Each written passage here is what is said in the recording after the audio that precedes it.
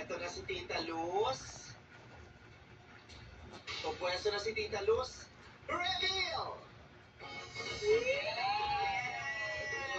Grabe yung ngiti, ah. Parang may connection silang dalawa.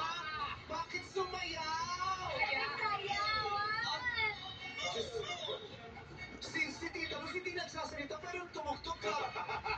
Tony Fowler, ako'y tahimik lang sa umpisa. Diba? Ako'y tahimik lang sa umpisa. Oh, taray. Maraming salamat po. Makakabalik niyo po kayo doon. Pwede na po kayo po ulit, Sir Fern. Nakita niyo na po silang tatlo. Ayan. Kanino po kayo na may naramdaman. At base sa mga narinig niyo, mga sagot nila at kwento nila, pagsama-samahin niyo po yun, sumahin niyo para malaman niyo kung sino ang gusto niyo makadate. Sa punto ng Kaya tanawa kayo, wala ko squishy. Pantay. Isa lamang po ang pwedeng umakyat. Pepe, pataping. Tatanungin ako, may Pepe, pataping. sino po ang gusto niyo paakyatin? Pepe, pataping. Si Luz! Pepe, pataping. Pepe, pataping. Bakit po? Pepe, Para pareho lang kami. Pepe, pataping. Talaga po. Parang nung Kasi nga, gulit sa akin kasi bigla kayo sumayaw eh. Pepe, pataping. Attraction spark, ganon. Wala na siya unod sa sulod. Wala, pwede niyo mo siya buksan. Pwede niyo mo siya bilhin. Pepe, pataping.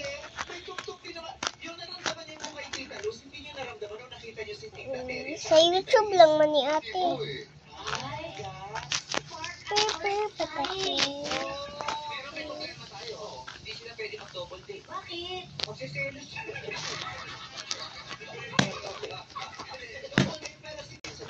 Okay lang po.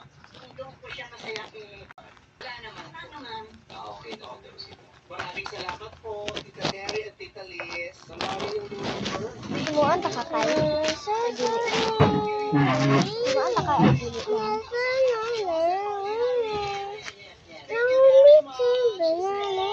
Sana po nag-enjoy kayo.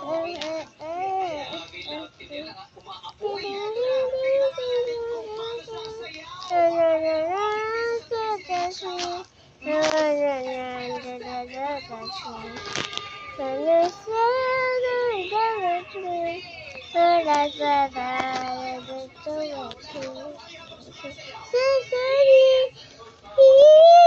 Hello?